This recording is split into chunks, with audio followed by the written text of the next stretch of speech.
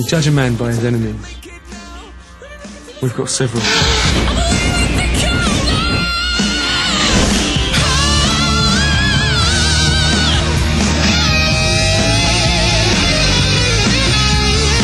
There have been occasions when I've been told not to wear certain items. Because when I first started to try and introduce catsuits, the first one was just a leotard, with really thin lycra. And it didn't leave enough to the imagination, so, you know, that had to go. But, you know, from that point, it's just been, you know, my look particularly has evolved.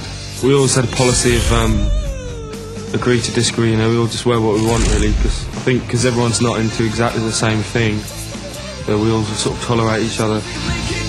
In certain quarters, the way I dress particularly stirs up emotions that people aren't necessarily able to cope with, and you know, maybe they're closeted homosexuals, or they're homosexuals who are secretly straight, or vice versa.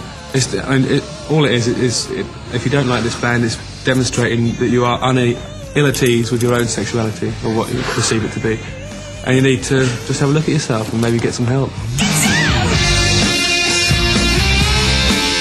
It's always about the costumes, or the fun aspect, or is it this, is it that?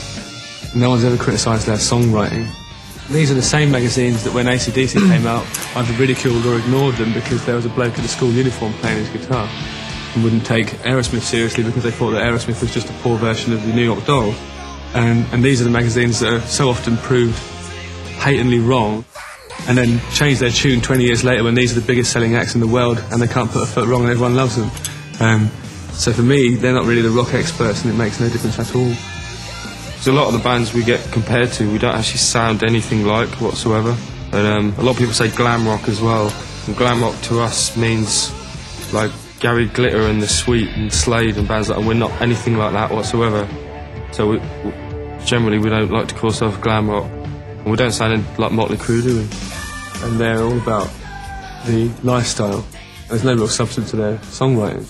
Whereas we write songs, and then the lifestyle is just a side effect, really.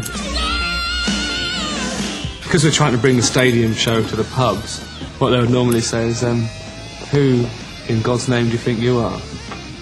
We'd say, we are the darkness. Get used to it. You judge a man by his enemy.